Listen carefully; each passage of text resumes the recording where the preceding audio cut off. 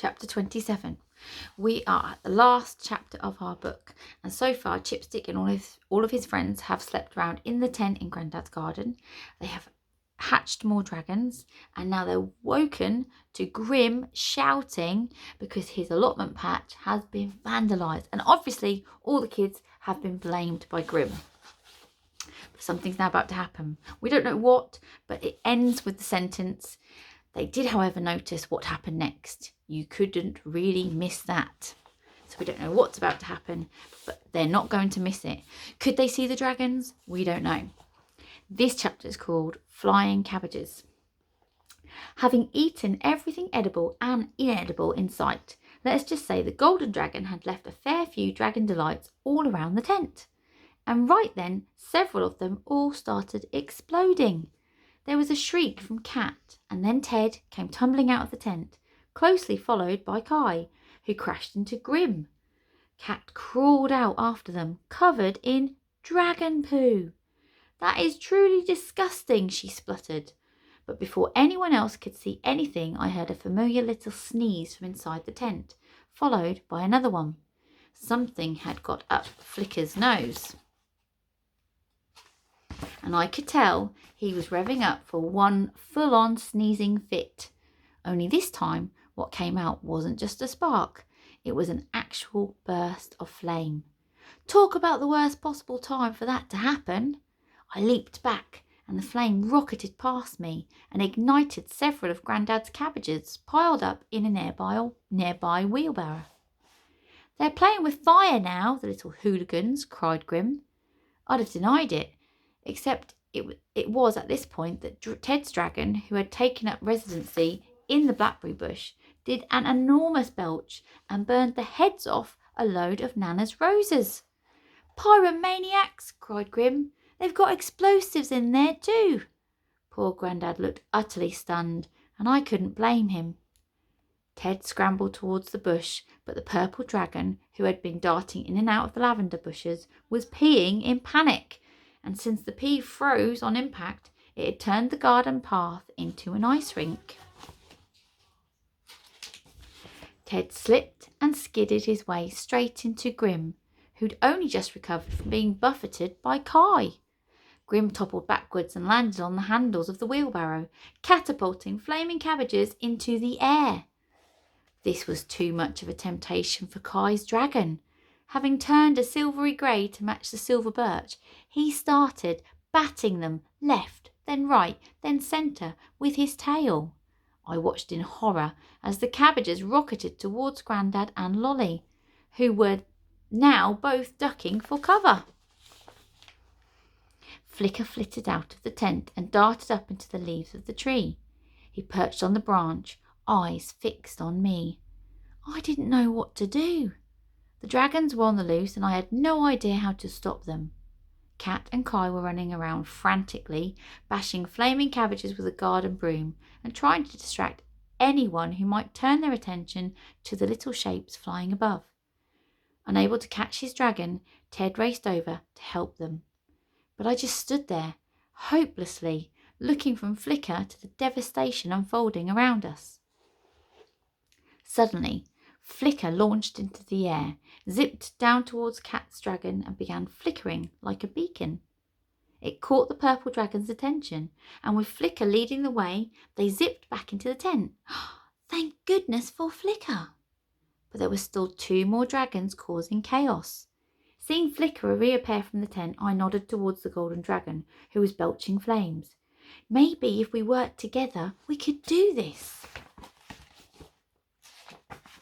I grabbed a marshmallow from my pocket and I threw it into the air towards Flicker, gesturing at the golden dragon again. Quick as a flash, Flicker caught it, and dangling it from his claws like bait, he waved it in front of the Ted's dragon. It was tempting enough to persuade the dragon back into the tent. Now for Kai's super stealth dragon. It seemed like this one was even keener to stay hidden than any of the others. Maybe if I could force him out of the open where he would have nothing to hide against, he would take cover in the tent. I waggled a leafy branch.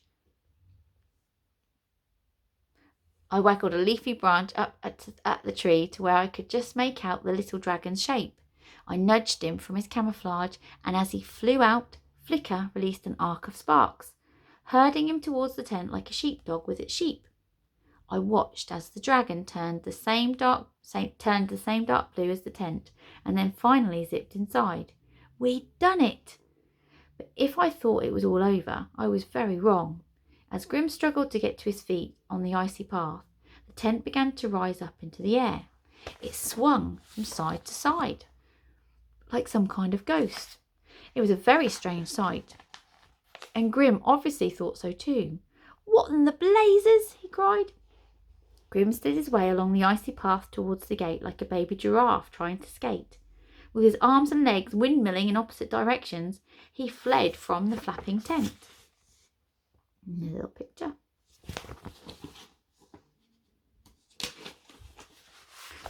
But it billowed after him and chased him out of the garden. I saw a flash of gold as Ted's dragon popped out and bit him on the bum, just for good measure.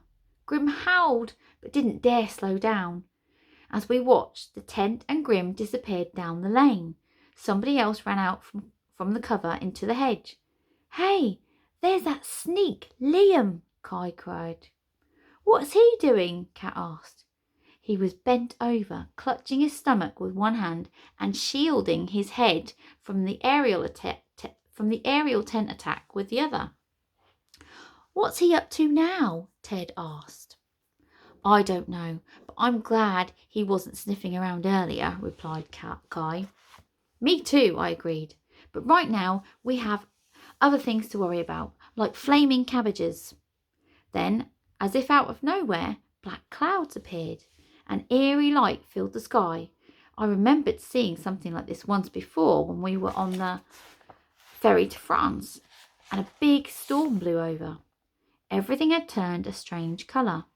I looked over to Flicker, and he seemed to be glowing especially brightly in the stormy light. Suddenly, big fat drops of rain started to fall. With a sigh of relief, I saw the small fires around us starting to fizzle out.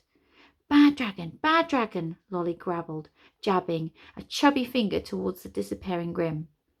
"What's she saying?" Grandad asked, looking bewildered. He was still crouched over her, shielding both of them with his arms, unsure if the threat of the flying fiery cabbages had truly passed.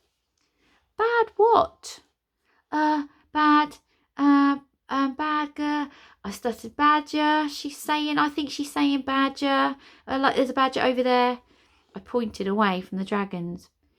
"You were right all along. It must have been badgers causing all that chaos in Grim's garden." Personally, I think I deserve a medal for that level of quick thinking under the circumstances. "Ouchie," Lolly said. She pointed to the mess of stuff left around from the tent. Grandad's lamp had smashed and glass lay across the scorched grass. "That blooming thing," said Grandad. "I'm sorry, Thomas. I shouldn't have let you use it. Nana always said the old thing was a fire hazard." I almost gasped with relief. Without knowing it, Lolly had given us the perfect excuse for the fires. "I should have listened to her," Grandad went on. "But don't go telling her I said so, or she'll never let me hear the last of it. Our little secret, hey?" And he winked. I smiled. "Our little secret, Grandad." I looked around at the scorched cabbage-splattered garden and the tent now hanging from a nearby tree, dragon faces peeping out. Ted, Cat and Kai were looking as relieved as I felt. I grinned at them and gave them the thumbs up. Lolly started tugging on my trouser leg and I bent down.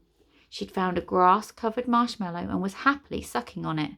She gave me a kiss, which was actually more of a nose slobber, but I didn't mind, because thanks to her, the dragons were still our secret. And Grandad, well, he had his twinkle back. "Good job, Lollybob, Bobalob, good job," I whispered, and she gave me a sticky high five. So there you go. We all have dragons, and since you're still here, that probably means that you want one too. You haven't taken one tiny bit of notice of all the exploding poos, uncontrollable sparks, and general wanton destruction, have you? Well, You can't say I haven't warned you. I can see you're desperate for a dragon, and that whatever I say isn't going to put you off. I know, because I wouldn't have listened to me either. Not when there's a chance of having a dragon of your own. Okay then, so what have we learnt? First of all, by now you should know what to look for. You were paying attention to that part, I hope. You did take some notes about the dragon fruit tree, make a few sketches. No, honestly, you need to keep an eye on these things. All right, one more time then. Let's look out for a tree, knobbly hairy trunks, long spiky green cactus arms, little picture to help you remember, weird sprouty mop top, dangly great tendrils, red spiky pineapple fruit. Got it? Right, because that, you dragon seeking desperados, is what you're looking for. If you want to grow dragons, did you note the if there, which should be a very big if? No, of course you didn't. You're already dreaming of all those flames and all those fire-breathing and flying dragons you can have. And who can blame you? But let me just tell you this. I do know I was wrong about dragons being the coolest thing in the world. Because they're not. Because Flicker isn't a thing. He's not even a pet. He's my friend. Now that Ted, Cat and Kai have their dragons, they'll get to see it too. So that's what you can expect once you've found your own dragon fruit and off the tree and it's hatched yourself a dragon. After that, what more can you expect? Let's just say there's something we were about to find out.